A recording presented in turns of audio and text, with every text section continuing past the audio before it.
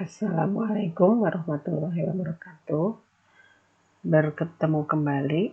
Pada kesempatan kali ini kita akan bahas tentang KSP, yaitu tetapan kesetimbangan hasil kali kelarutan dari garam-garam sukar larut.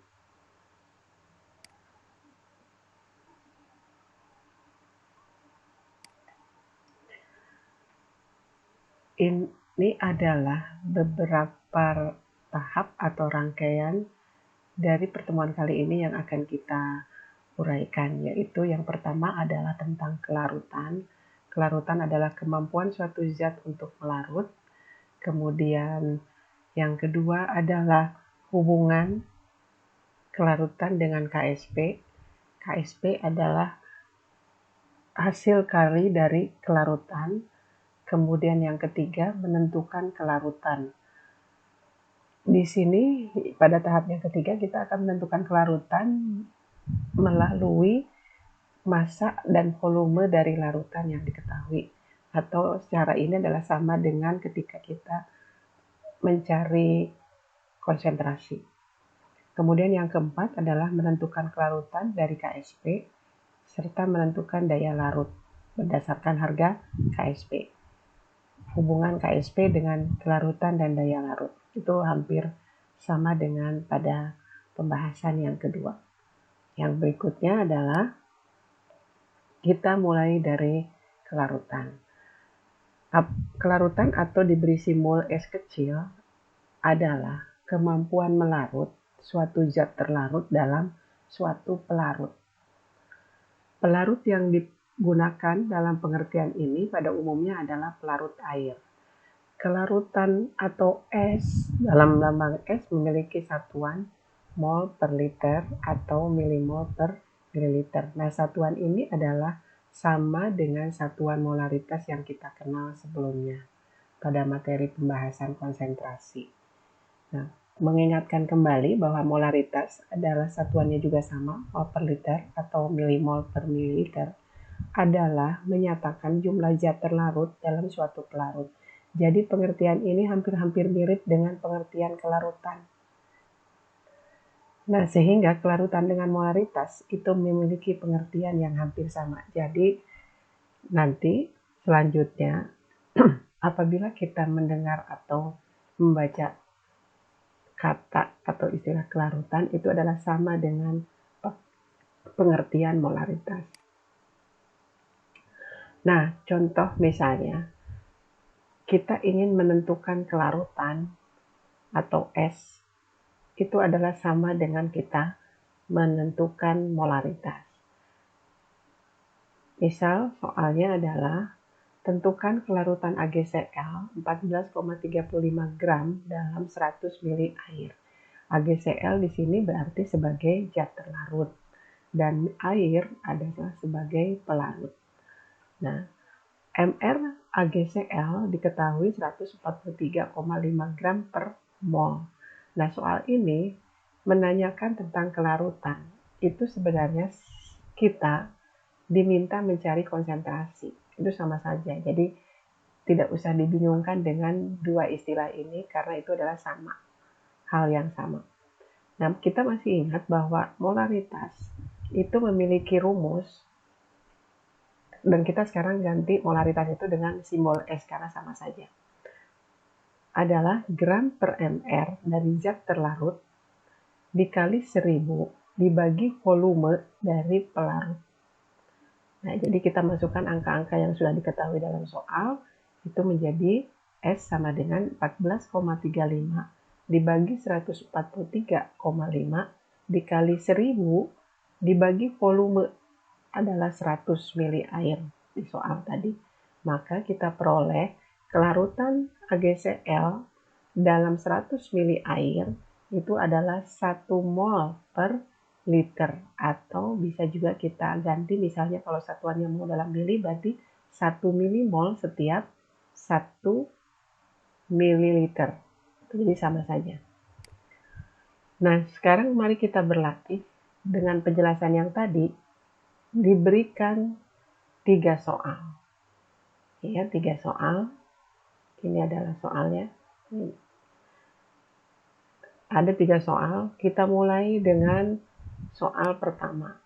Nah, soal pertama, soalnya adalah tentukan kelarutan 8,75 gram BAF2, MR-nya diketahui 175, yang dilarutkan ke dalam 200 ml air. Nah, ini adalah sebagai zat terlarut, ini adalah sebagai pelarut.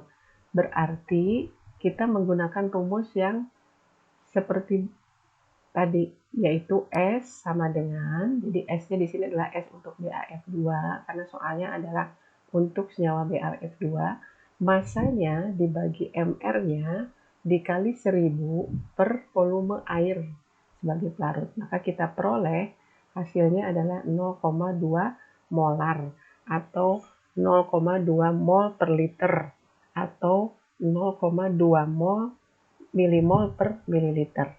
Nah, ini adalah satuan kelarutan. Jadi adalah sama dengan satuan konsentrasi atau molaritas. Yang berikutnya adalah soal kedua. Apabila kelarutan CaCO3 adalah 0,01 mol per liter, berarti ini adalah S-nya, atau kalau dulu kita kenal ini sebagai molaritasnya, terlarut dalam 500 ml air. Nah, ini adalah pelarutnya. Berapakah massa CaCO3 yang memiliki MR 100 yang terlarut di dalam 500 ml air? Nah, ini berarti perbedaannya dengan soal nomor 1 adalah di sini yang ditanyakan adalah massa dari CaCO3 yang terlarut. Sementara kelarutannya sudah diketahui. Jadi rumusnya tetap kita pakai rumus yang sama, yaitu S, tetapi untuk CaCO3 adalah 0,01 mol per liter, ini adalah S-nya atau molaritasnya, sama dengan gram dari CaCO3 yang ditanyakan, kemudian dibagi 100, 100 itu adalah MR dari CaCO3, dikali 1000, 1000 itu rumus di dalam rumusnya, karena kita ingin mengubahnya dalam satuan liter, dikali 1000 dibagi 500 volume pelarut. Nah, maka kita akan peroleh bahwa kalau kita hitung, ini tinggal kita hitung secara matematik saja, bahwa massa CaCO3 itu adalah 0,5 gram. Ini diketahui dari perhitungan ini. Ini perhitungan yang sangat sederhana dan sangat mudah, jadi tidak ada kesulitan ya. Kemudian soal yang ketiga.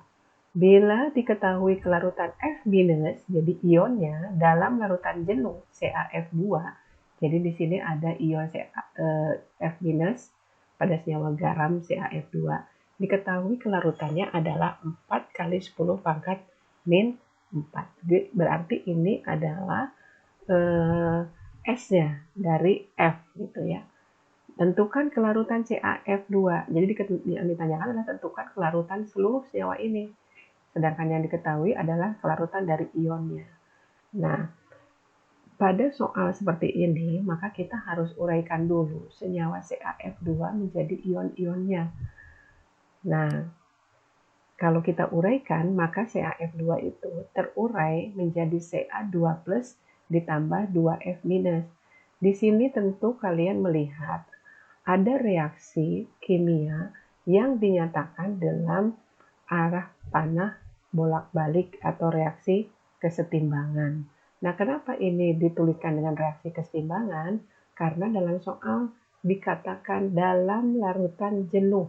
Ketika disebutkan dalam larutan jenuh, maka kondisinya CaF2 itu dalam keadaan setimbang dengan ion-ionnya. Jadi dalam setiap kalimat dalam soal itu mengandung makna dan itu kita harus cermat gitu ya. Nah, kemudian kita nyatakan jumlah zat-zat yang terlarut atau yang terlibat dalam larutan itu dengan lambang atau simbol S atau kelarutan. Atau kalau dulu kita nyatakannya misalnya diketahui dalam molar, maka kita tuliskan dalam satuan molar. Nah, kita lihat, kita berikan di sini untuk CaF2 kelarutannya atau jumlahnya adalah S. Maka kita cantumkan juga pada Ca2+ itu juga banyaknya S. Kemudian pada F- itu kita tulis 2S. Masih ingat kenapa ini seperti demikian? Kita lihat bahwa koefisien itu mempengaruhi dalam jumlah zat. Misalnya kita lihat di sini koefisien CaF2 itu sama dengan Ca2+. Maka ketika kita menuliskan jumlah zat atau kelarutan dari CaF2 itu sebanyak S, maka kita tulis Ca2+ juga sebanyak S. Karena koefisien mereka adalah 1, jadi sama-sama 1. Tetapi untuk F-, karena jumlah di depannya ada koefisien 2, itu menunjukkan bahwa jumlah F- itu sebanyak 2 kali atau 2S dari ion Ca2+ atau dari senyawa CaF2. Nah, ini sudah paham ya, jadi jumlah zat itu berhubungan dengan koefisien dalam persamaan reaksi. Nah, kita tuliskan sesuai dengan soal. Jadi kelarutan CaF2 itu adalah sebanyak S, kemudian kelarutan Ca2+ juga sebanyak S. Nah, di dalam soal diketahui bahwa kelarutan dari F- itu adalah 4 kali 10 pangkat min 4. Nah, kelarutan F- 4 kali 10 pangkat min 4 itu adalah sama dengan pernyataan bahwa kelarutan F- itu adalah sebanyak 2S. Sehingga ketika dalam soal itu ditanyakan berapa kelarutan CaF2, dari sini kita bisa lihat bahwa perbandingan dari kelarutan CaF2 adalah setengahnya dari kelarutan F-. Sehingga kalau kita hitung, maka kelarutan CaF2 itu adalah 4 kali 10 pangkat min 4, yaitu kelarutan dari F- dibagi 2, karena setengahnya dari F-. Nah, jadi hasilnya adalah 2 kali 10 pangkat min 4 mol per liter. Ini adalah satuan dari kelarutan.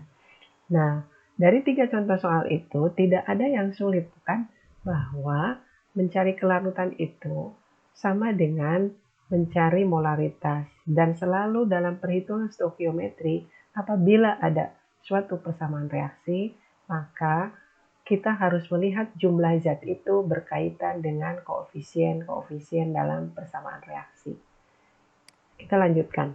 Yang berikutnya yang kedua, hubungan KSP atau hasil kali kelarutan dengan kelarutan.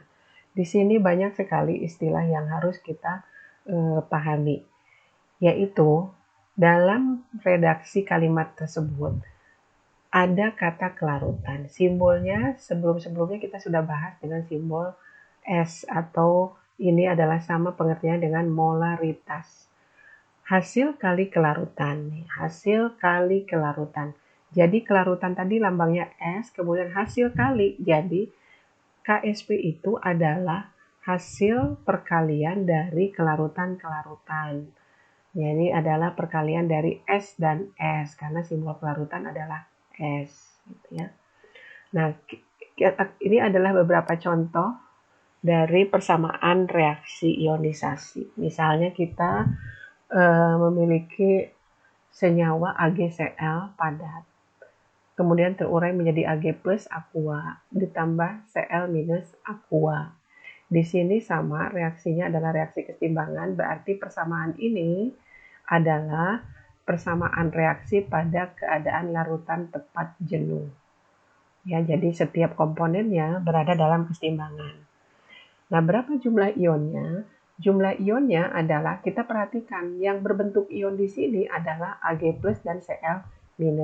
Mereka masing-masing memiliki koefisien 1 Ag+ dan 1 Cl-, sehingga jumlah ionnya adalah totalnya 2. Karena 1 Ag+, ion 1 Ag+, dan 1 ion Cl-. Jadi kita jumlahkan. Jumlah total mereka adalah 2. Nah, berikutnya misalnya Ag2CrO4 padat. Ini juga reaksi keseimbangan pada keadaan jenuh. Menjadi 2 Ag+ ditambah CrO4 2-. Semuanya dalam keadaan larutan atau aki, kecuali reaksinya Ag2CrO4-. Nah, sekarang dari mana koefisien 2 Ag itu? Itu adalah melihat bahwa dalam suatu persamaan reaksi, itu jumlah komponen itu harus sama sebelum dengan sesudah reaksi. Ini adalah dampak dari berlakunya hukum Lavoisier atau hukum kekekalan massa ketika kita bahas atau ketemu dengan pembahasan kimia hukum-hukum dasar. Nah gitu, jadi jumlah atom-atomnya itu harus sama. Maka Ag plus itu harus mengacu ke sini. Ag-nya ada 2. Di sini indeksnya 2, maka di sini 2 indeks itu akan menjadi koefisien pada produknya. Jadi Ag plusnya sebanyak 2. Kemudian CrO4 itu adalah 1 unit. Jadi 1 unit ion negatif, jadi tidak terpisahkan. Atau disebutnya adalah ion poliatomik. Jadi ion yang terdiri dari beberapa atom. Nah, CrO42- itu jumlahnya 1. Kenapa dia 2 minus? Karena jumlah muatan itu harus 0, sama dengan sebelum. Muatan itu adalah dilihat dari lambang-lambang di atas gitu. Nah, lambang-lambang di atas. Di sini Ag2CrO4 itu tidak memiliki lambang-lambang di atas, artinya dia muatannya 0. Maka pada persamaan reaksi produknya juga harus 0. Nah, sekarang kita lihat Ag itu plus 1. Di depannya 2. 2 kali plus 1 plus 2. Maka agar menjadi 0, CrO4-nya harus 2 minus. Itu paham ya, ini hanya review saja. Nah, berapa jumlah ionnya? Jumlah ionnya adalah ada 2 ion Ag plus dan 1 ion CrO4 2 minus, sehingga jumlah total ionnya adalah 3 ion.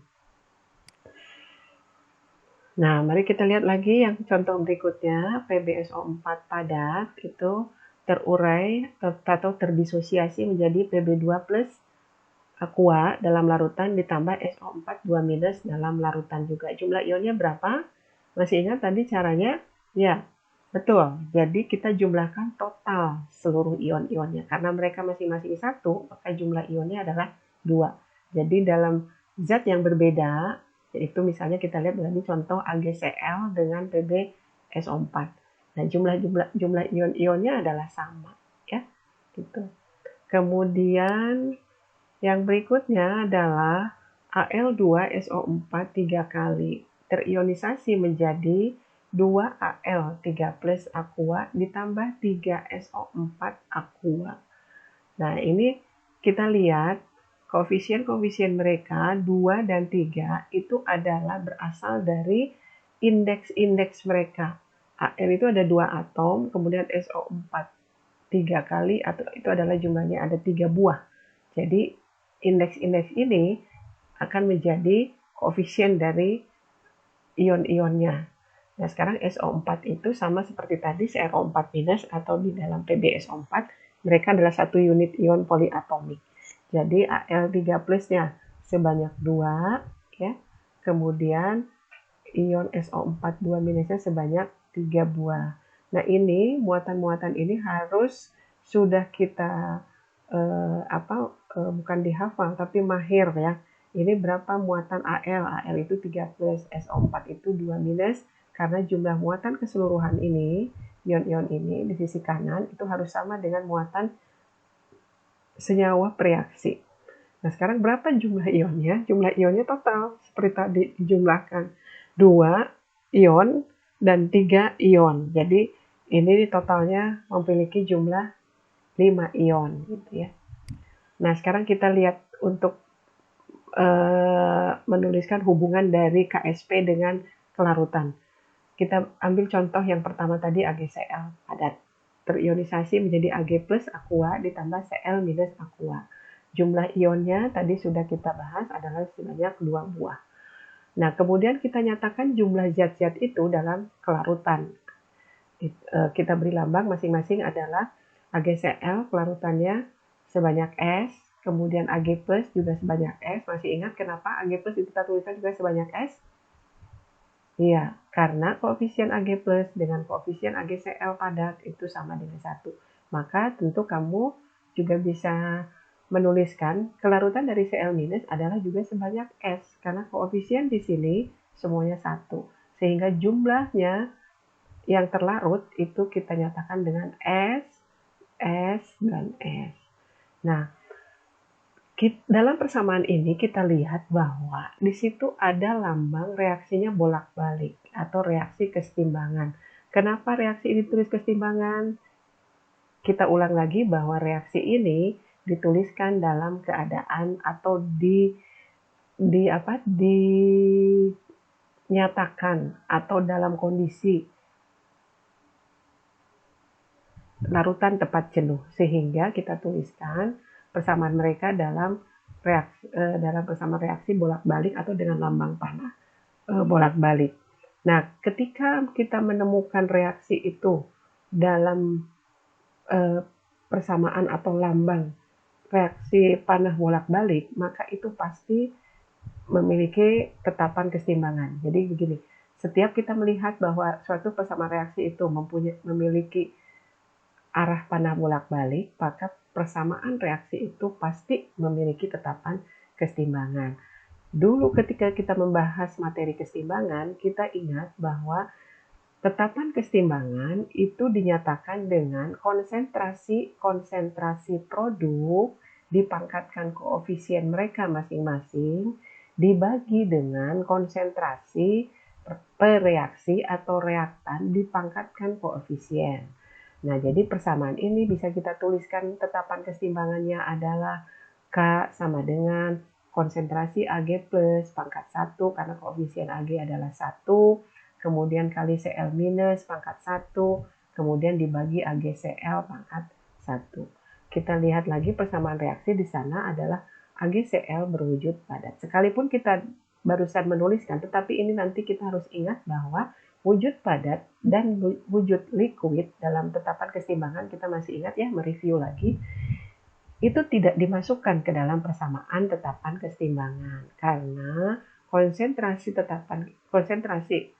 zat dalam kondisi padatan atau dalam kondisi larutan murni itu bersifat relatif konstan.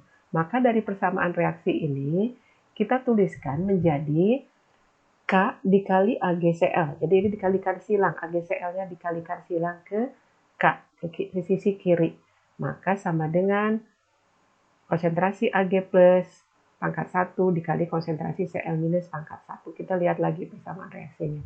Jadi AgCl kita kali silang dengan K, maka K kali AgCl adalah sama dengan Ag plus dikali Cl minus. Gitu. Nah, KAgCl kita tuliskan dengan lambang Ksp. Jadi Ksp adalah perkalian dari kelarutan ion Ag plus dikali kelarutan dari ion Cl minus. Jadi ini adalah perkalian dari ion-ionnya atau kelarutan dari ion-ionnya. Nah, kita lihat tadi bahwa Ag plus dan Cl minus itu kelarutannya kita beri lambang S. Sehingga Ksp sama dengan S kelarutan dari Ag plus dan S kelarutan dari Cl minus. Sehingga Ksp sama dengan S kuadrat. Ksp itu adalah singkatan dari solubility product constant. Gitu ya. Nah, apa itu konstanta produk kelarutan atau solubility product constant? Adalah konstanta keseimbangan. Jadi tetapan keseimbangan atau disingkat atau disederhanakan dengan Ksp yang ditentukan untuk keseimbangan antara padatan dan ion masing-masing dalam suatu larutan. Nilainya menunjukkan sejauh mana suatu senyawa berdisosiasi atau terurai menjadi ion-ionnya dalam air. Nah, ion-ion tersebut itu selalu terbentuk dalam medium air. Semakin tinggi konstanta kelarutan produk atau harga Ksp, maka itu menyatakan semakin larut senyawa tersebut, atau artinya ion-ion terbentuk dalam air semakin banyak. Jadi ini diingat nih, ini adalah penting ya. Semakin tinggi harga Ksp atau konstanta kelarutan produk, maka larutan senyawa tersebut makin mudah larut. Artinya ion-ion yang terbentuk dalam air jumlahnya banyak dibandingkan padatannya. Nah, sekarang kita akan menentukan persamaan dari Ksp pada suatu persamaan reaksi keseimbangan. Nah, karena tadi kita sudah mulai dengan AgCl, kita ulang lagi untuk yang Ag2CrO4. Kita ini sudah tahu ya, tadi sudah dibahas di persamaan reaksinya. Jumlah ionnya adalah 3, tetapi sekarang kita akan menuliskan berapa bagaimana tetapan kesetimbangan produk larutan gitu ya. Jadi KSP-nya. Nah, kita seperti biasa ada persamaan reaksi, kemudian kita tuliskan jumlahnya masing-masing dalam kelarutan.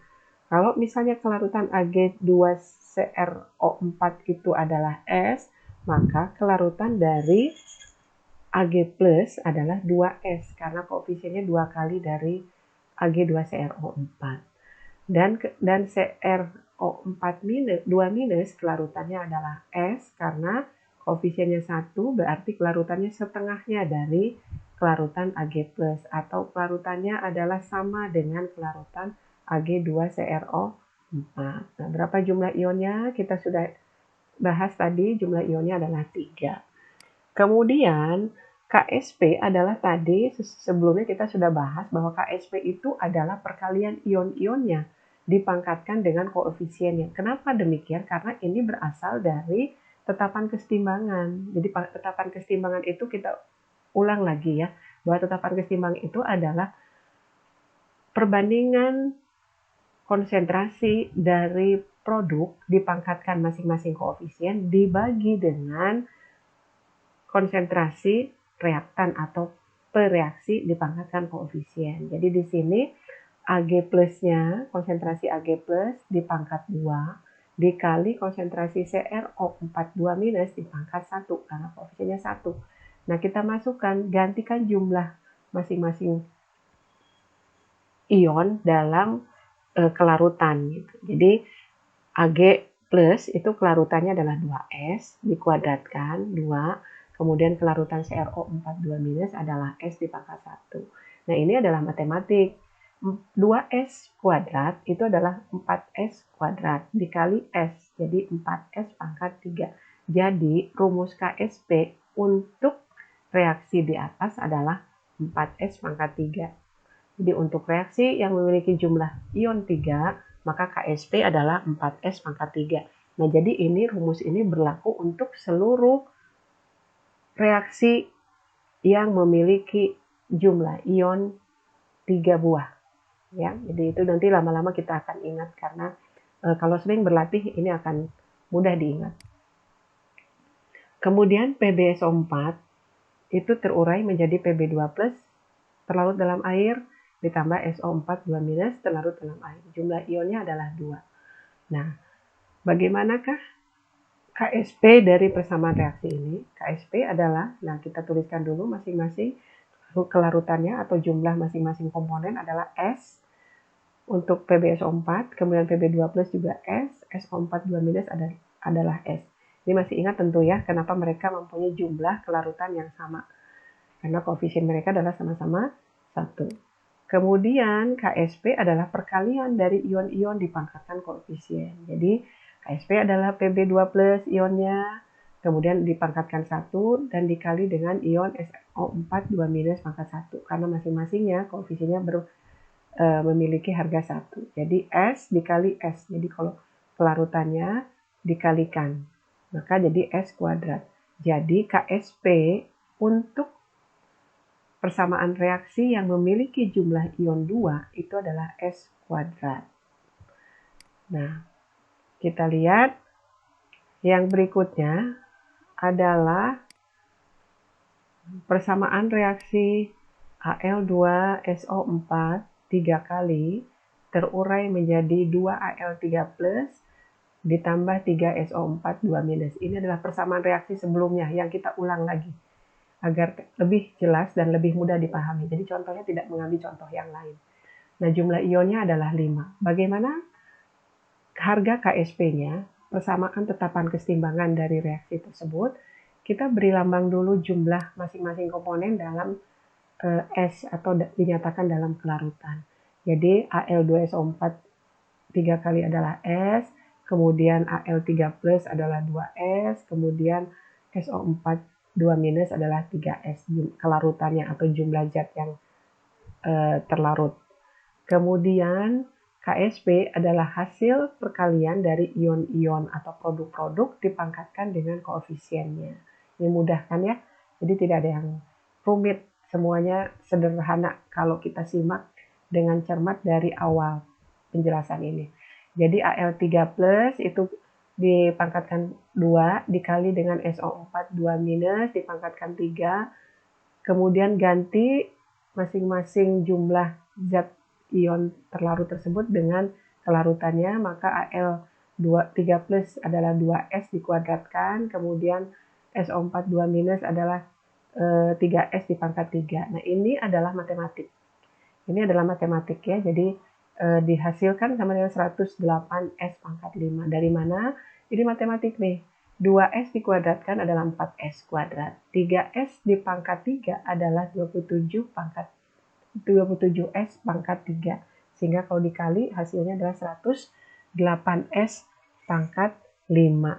Nah, ini adalah harga atau persamaan KSP untuk reaksi yang memiliki jumlah ion 5 gitu ya. Nah, kalau nanti kalian mau mengingat lagi bagaimana caranya KSP itu diperoleh, maka nanti tinggal disimak ulang lagi video ini ya.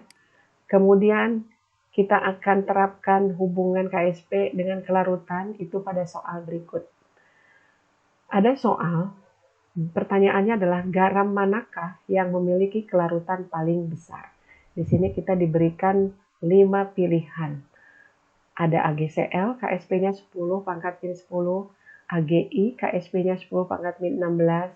Ini kedua contoh ini, kalau kita ingat, dia memiliki 2 ion, nanti kalau dia terionisasi, yaitu ion Ag dengan Cl minus, dan ion Ag plus dengan Cl minus, dan ion Ag plus dengan I minus. Jadi kedua contoh ini memiliki jumlah ion 2.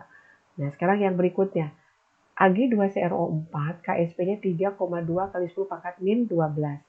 Kemudian Ag2S, KSP-nya 1,6 kali 10 pangkat min 49. Dan Ag2C2O4, KSP-nya 1,1 kali 10 pangkat min 11. Nah, 3 contoh terakhir ini adalah senyawa-senyawa yang memiliki 3 ion, yaitu nanti 2 ion Ag+, ini Ag-nya semua sama, dan 1 ion CrO4 minus, 1 ion S2 minus, dan 1 ion C2O4 2 minus. Ya, nanti kita lihat, nanti itu akan dibahas. Nah, tentu saja yang harus kita cari adalah harga S dari masing-masing senyawa garam tersebut, karena yang ditanyakan adalah kelarutannya, artinya adalah S-nya. Nah, kita lihat secara teoritis dulu, sebelum kita hitung secara matematis. Di sini ada contoh tadi 5 zat tetapi memiliki ion yang berbeda. Jadi kita kelompokkan. Ada kelompok senyawa yang memiliki 2 ion dan ada kelompok senyawa-senyawa yang memiliki 3 ion. Maka yang kita bisa membandingkan kelarutan senyawa, jadi kelarutan ya, jadi S-nya berdasarkan harga KSP mereka masing-masing asalkan jumlah ion mereka sama. Jadi itu bisa dibandingkan, tetapi kalau jumlahnya berbeda tidak bisa dibandingkan. Jadi tetap itu harus dihitung secara matematis.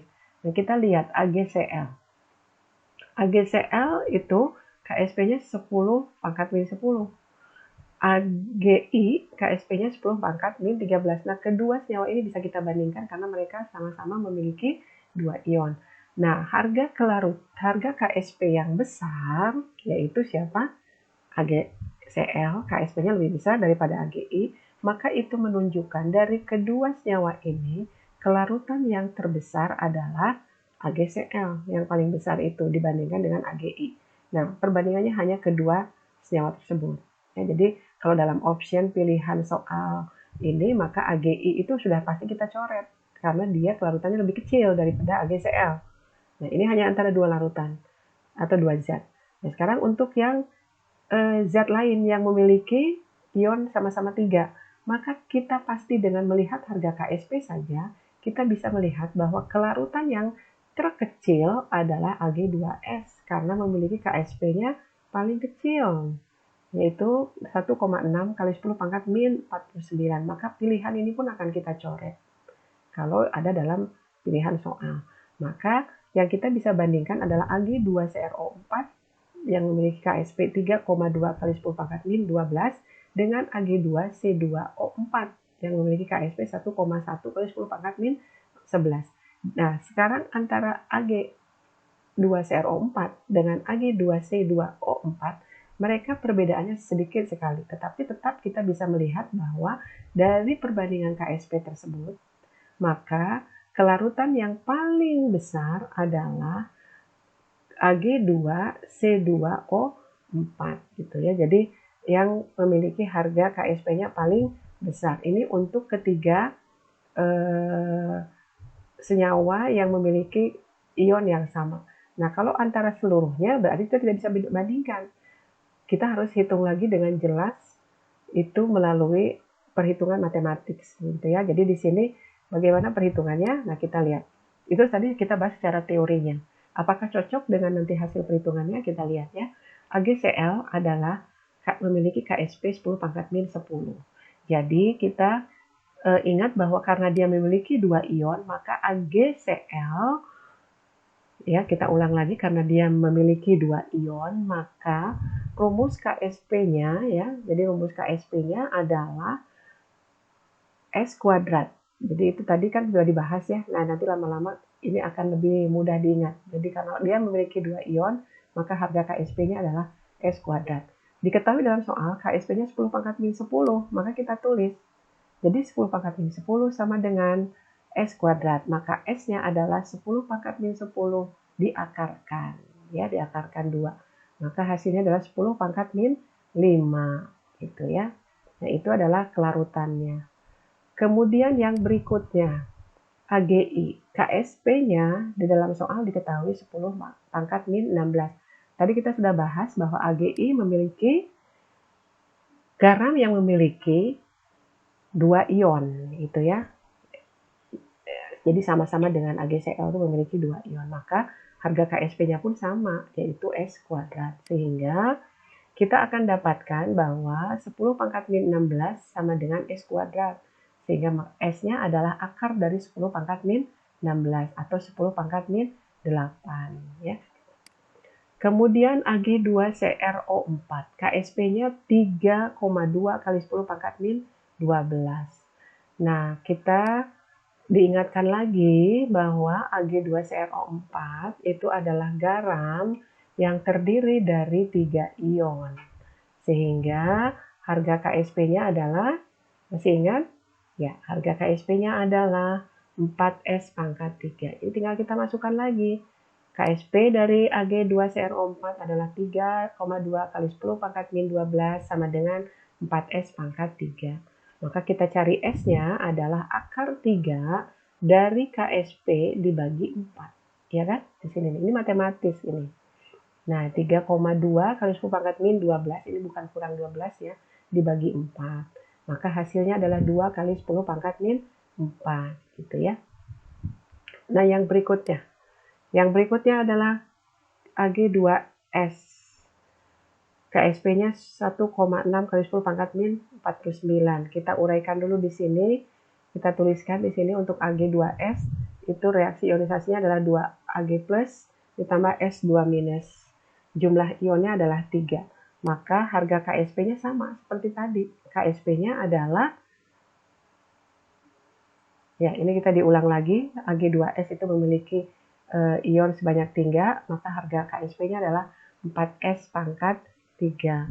Nah, kita tinggal masukkan harga KSP-nya 1,6 kali 10 pangkat min 49 sama dengan 4S pangkat 3. Maka S-nya adalah sama seperti sebelumnya. Jadi akar 3 dari KSP dibagi 4 gitu ya. Ini matematik juga.